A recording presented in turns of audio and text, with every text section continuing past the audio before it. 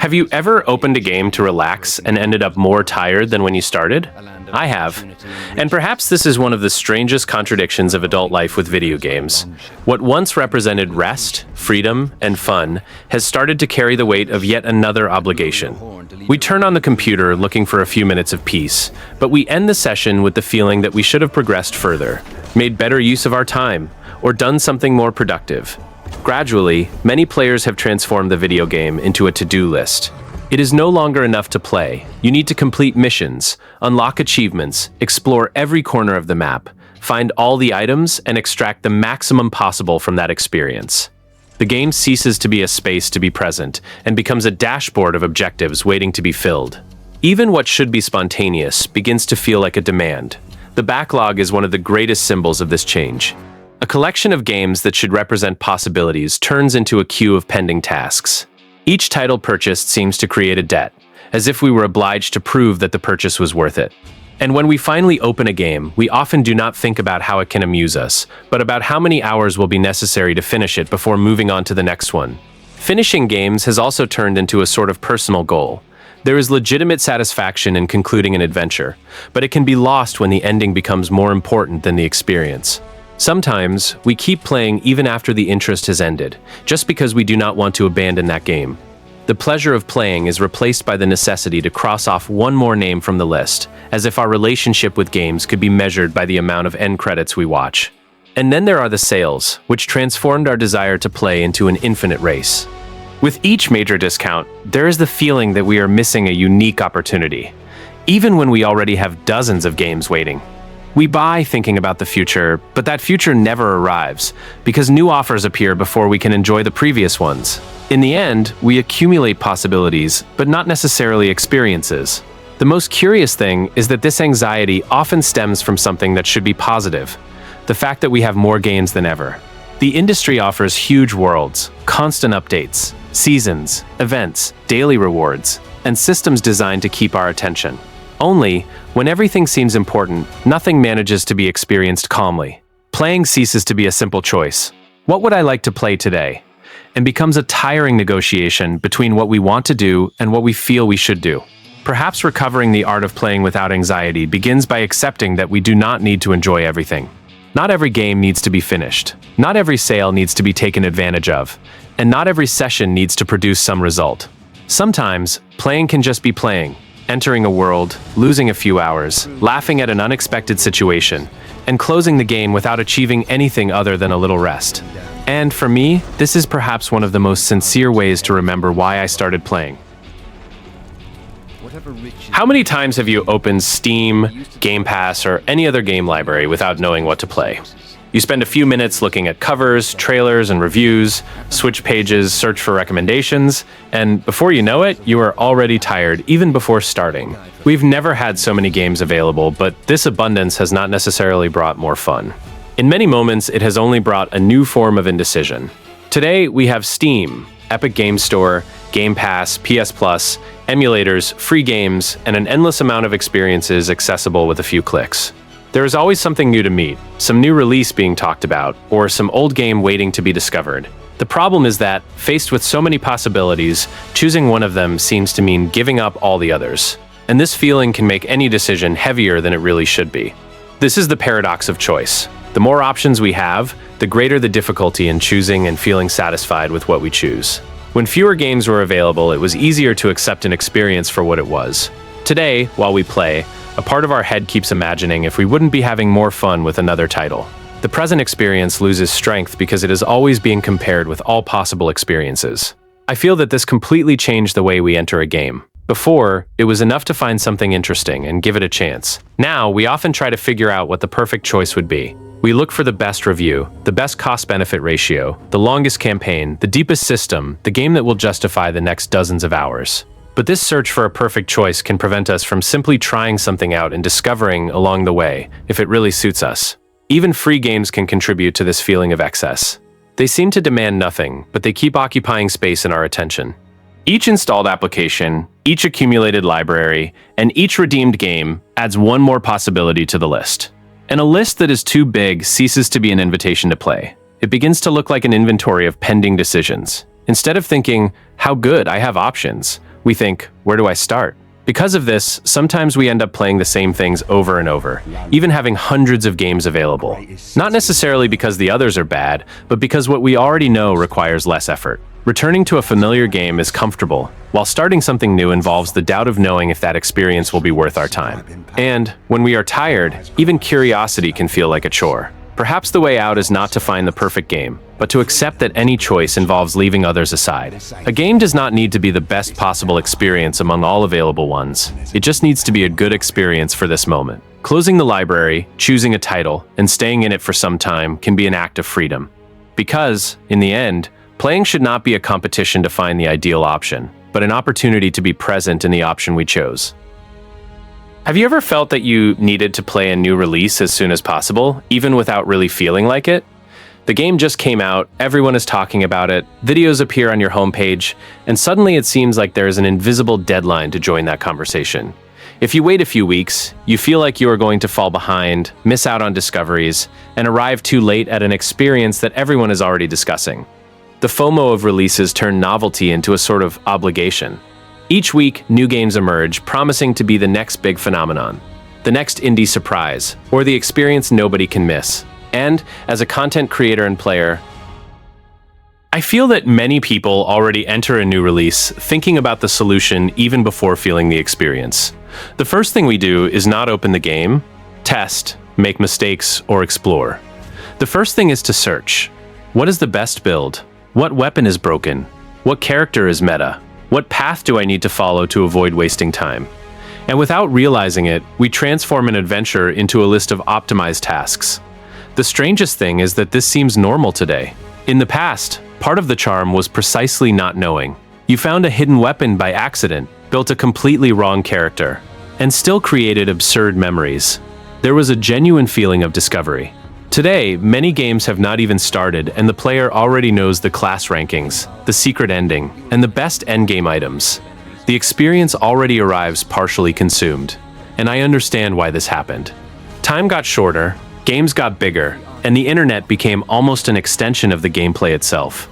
It seems like there is an invisible pressure saying that playing wrong is wasting time. So we try to avoid any error, any waste, any bad choice. Only along with the mistakes, we also eliminate surprise. And without surprise, many games start to feel the same. One thing I noticed in myself is that some of the most striking moments I had in gaming were born precisely from improvisation. It was not because I followed someone's perfect build on YouTube. It was because I got lost on the map, invested points in strange attributes, or insisted on a weapon considered bad just because it suited me. There is a much more personal connection when you discover something by yourself, even if it is not the most efficient way to play. The problem with constant optimization is that it changes our relationship with games. You stop thinking, what sounds fun, and start thinking, what is most efficient? It sounds like a small detail, but this completely alters the experience. Many players no longer choose characters because they like them. They choose them because someone said it is tier S. They do not use weapons because they are fun. They use them because they melt bosses faster. Gradually, the game ceases to be a personal adventure and turns almost into a performance spreadsheet. And ironically, the more we try to optimize everything, the more anxiety appears. Because now there is the feeling that you could always be playing the wrong way. There is always someone with a better build, a faster path, a more efficient method. You are no longer enjoying the game at your own pace. You are trying to keep up with a sort of invisible race created by the community, guides, and infinite content surrounding that game. Perhaps one of the best things an adult player can do today is simply go back to experimenting. Enter a game without a guide, without tip videos, without a ready-made build. Accept making mistakes. Accept wasting time. Because often it is precisely these inefficient moments that create the most memorable stories. The industry taught us to optimize everything, but some of the best moments in gaming are still born from what was not planned. The silent comparison with other players is one of those things that seems innocent, but corrodes our relationship with games from the inside. We enter a new game excited, wanting to discover the world, feel the vibe, test crazy builds. And suddenly we realize that a friend is already way ahead, that a streamer already finished it in 2 days, that people on Discord are talking about endgame while you are still trying to remember the NPCs' names. Without realizing it, this invisible clock starts ticking in our heads. I am late. And where there was curiosity, anxiety enters. The effect of this is subtle, but powerful. You do not just think, I want to play more. You start thinking, I need to catch up. And then everything changes. Each session that could be slow, exploring a corner of the map, turns into a race. You skip dialogue because this doesn't give XP. Ignore side quests because they aren't efficient. Avoid testing different weapons because this one is meta. The experience ceases to be yours and turns into an attempt to copy the rhythm of someone who probably has a routine, free time, or even a totally different goal from yours. Streamers reinforce this feeling a lot, even without meaning to.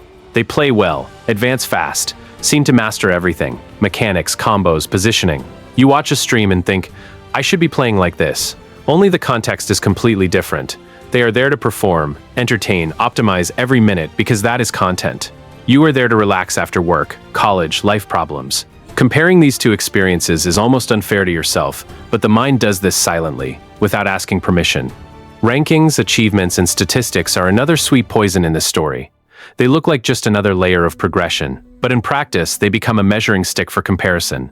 You open the profile and see hours played, win rate, rare trophies. Someone will always have something more than you. More time, more titles, more completed runs. When this enters the equation, playing well turns into playing better than someone. And that is when fun starts depending on factors that are no longer in your hands. Because there will always be a bigger number, a more complete profile, a more dedicated player. The most curious thing is that this competition is often invisible. No one told you directly. You are behind. You are the one who creates this internal scoreboard. You see that a friend has already finished the campaign, that another is already in New Game Plus, that someone on Reddit posted an absurd build, and you build a narrative: I am falling behind. Only games are not a queue. They do not have a line order to be enjoyed.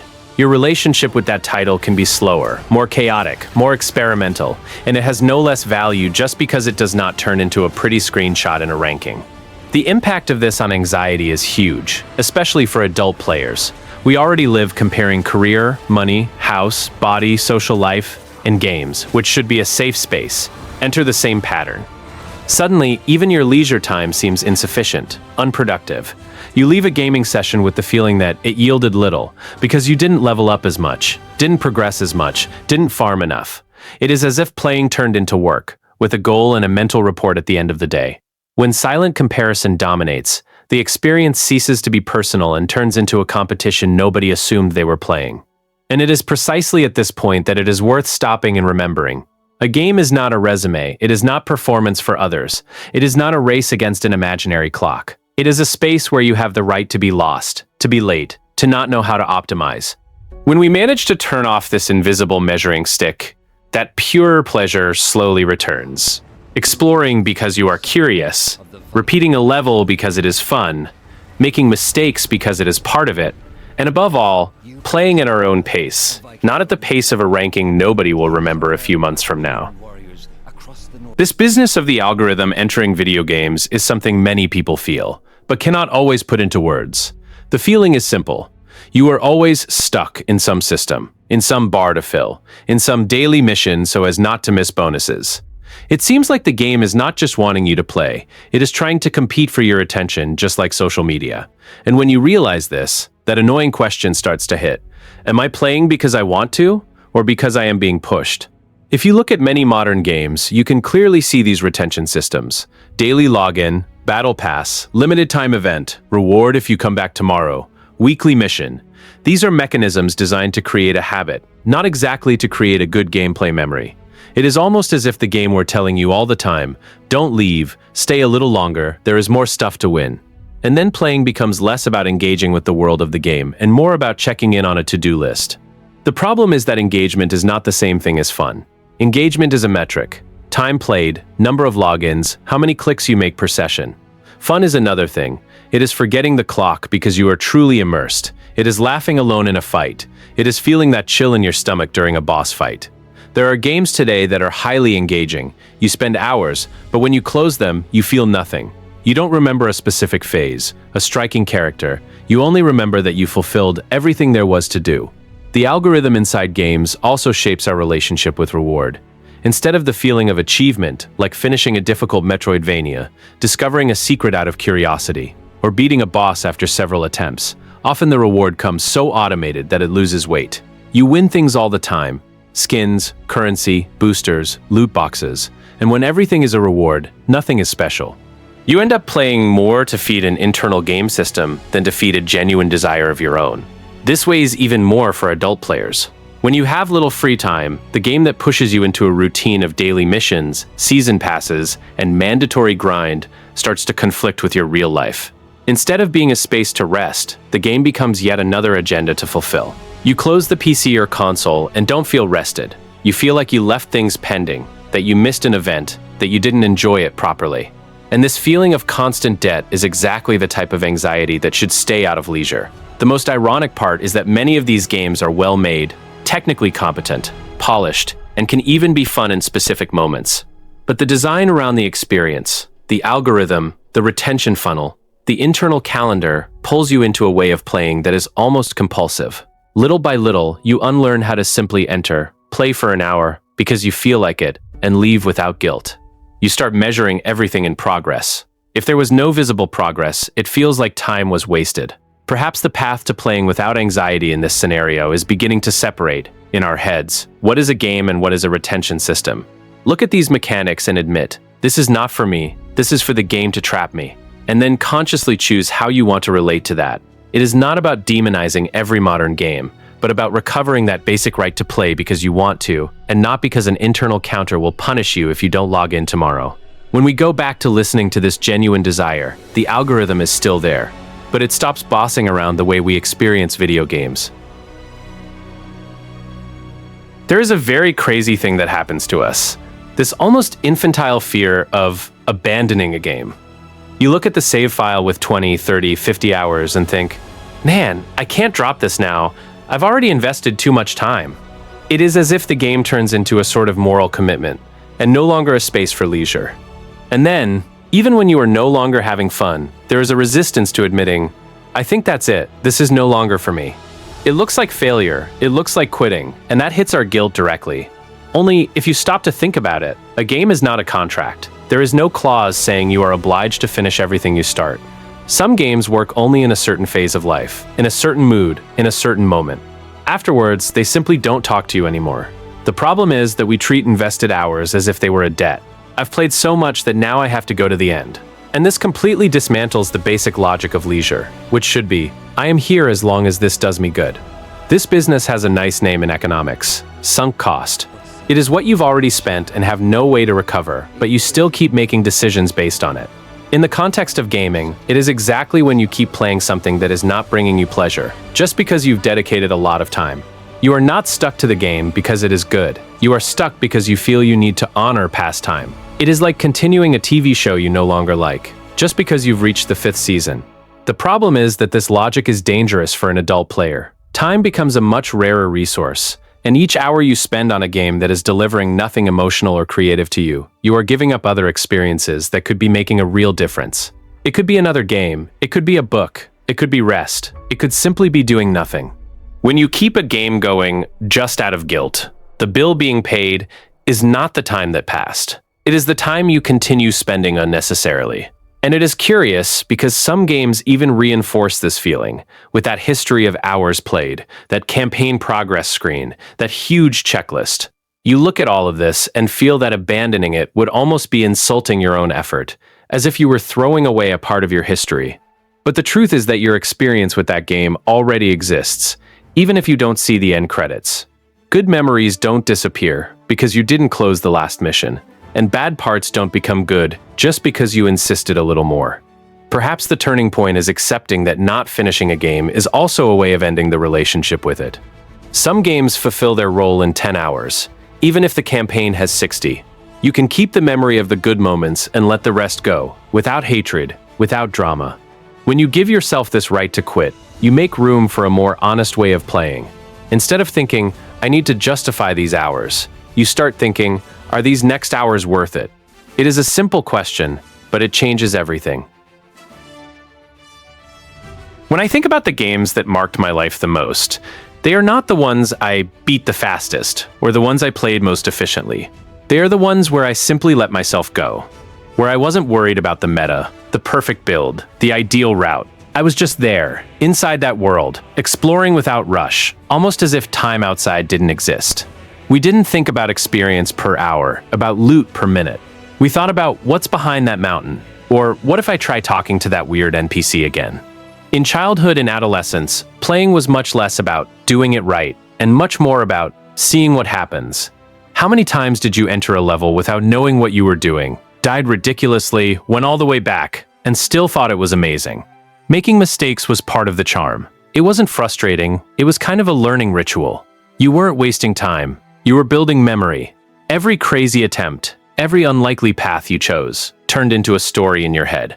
And the secrets. Today we think of a secret as something YouTube will show in 3 minutes. But before, secrets appeared by chance. You kept pressing buttons without thinking, jumped into a hole that seemed like it would kill you, and, out of nowhere, discovered a hidden room. There was no guide, no walkthrough open on a second screen. It was you, your curiosity, and the feeling of having found something maybe no one else had seen, even if everyone had seen it. In your head that was special, because you discovered it, your way. The most curious thing is that back then we didn't think about optimization. That word simply didn't exist in the vocabulary of the average gamer.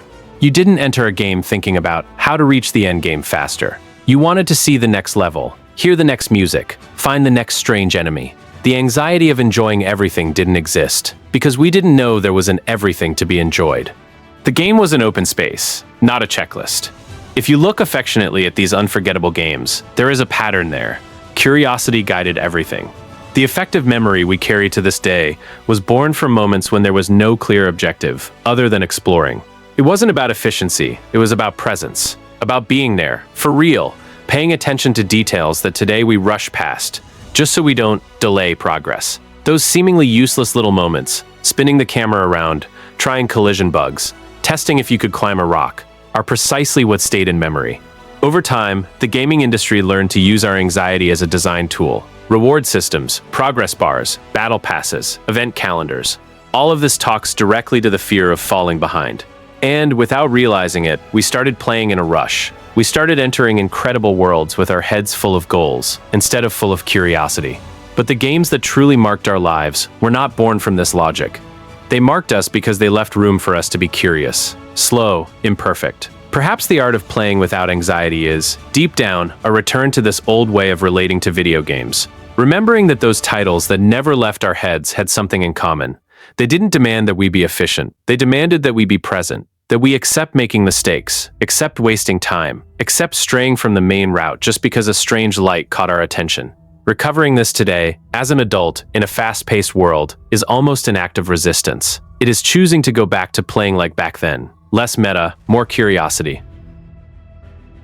Do you know what the first step I took to enjoy playing again was? I stopped playing 5 games at the same time. That's right, it sounds silly, but when you have a full library on Steam and the feeling that you need to enjoy everything you bought, you are never truly present in any game. You are always thinking about the next one, comparing, calculating if it's worth staying there or migrating to something else. Choosing one game at a time is not a productivity rule, it's an invitation for you to truly be where you are. And here comes the part I find most liberating of all. You can abandon a game. Seriously. No one is going to sue you for it. I carried this strange guilt for years of finishing everything I started, as if each unfinished game was proof of personal failure.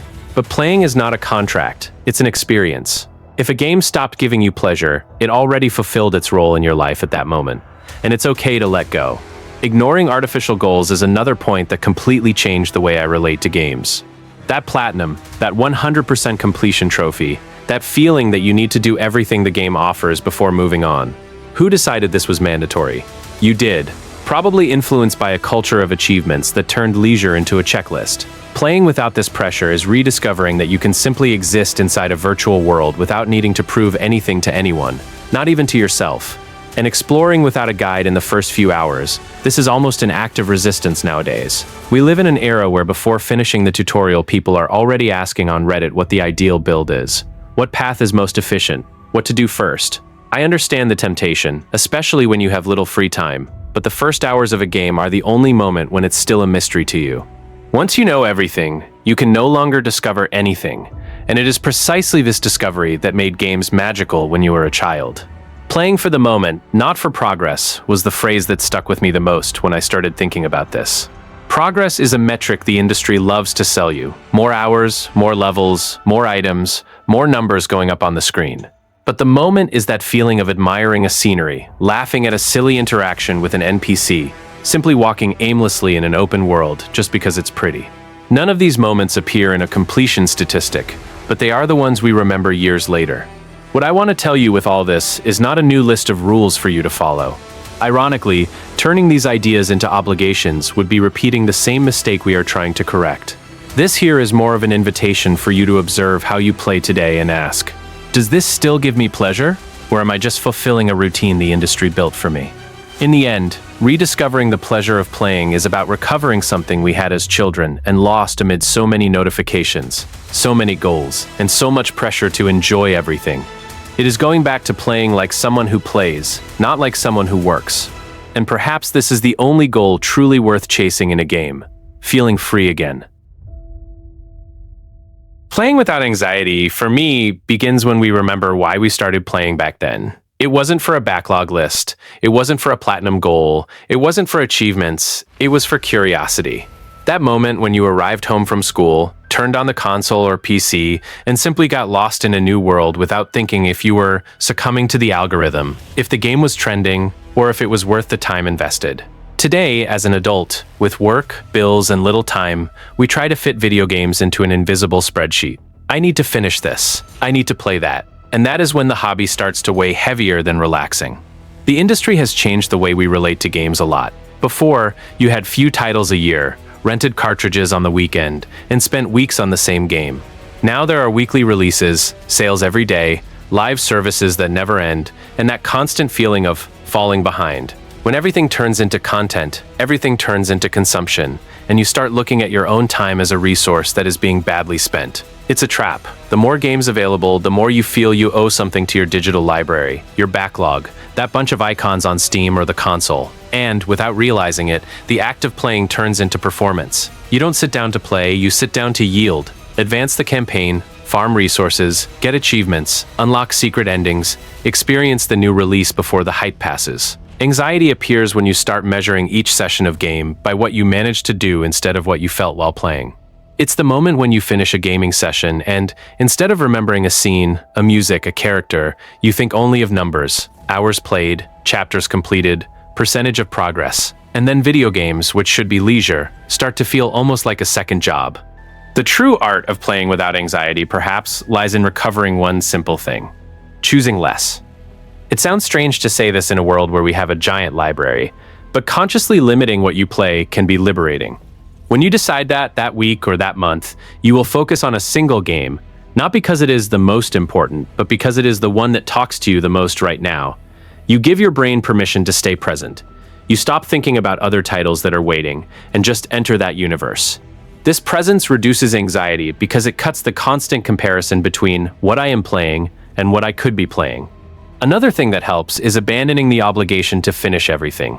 Some games work better as partial experiences, like a book you don't need to read to the end to get something out of it. The industry focuses heavily on retention, session time, hours played, but you don't need to play according to these metrics. You can accept that you will stop in the middle of a roguelike, drop an RPG halfway through, go back to a Metroidvania just to feel that smooth movement again without a commitment to 100%. When you understand that not finishing a game is not failure, it's a choice, you regain control over your own time. And this reduces a good part of the pressure. And perhaps the central point is reconnecting video games with pleasure, not with identity. We create labels. I'm the guy who plays everything. I'm the guy who keeps up with every release. I'm the guy who always gets platinum. These labels are nice, but they carry weight. If you set aside the need to prove something with what you play and go back to looking at video games as a moment of breathing room between daily responsibilities, the relationship changes completely. You stop asking, what does this game say about me? And go back to asking, what does this game make me feel? And this change of question, by itself, already takes away a lot of the anxiety. In the end, video games were never a race. Perhaps the true art of playing without anxiety is accepting that you don't need to play everything, finish everything, optimize everything, or keep up with everything. You just need to find a game that makes you forget the clock for a few hours. And when that happens, anxiety disappears because you finally went back to playing the way you played before, for pleasure, not for obligation. If there is a final goal in this art, it is this: trade the feeling of being late for the feeling of presence. It's not about how many games you experienced, but about how many moments you truly felt while holding the controller.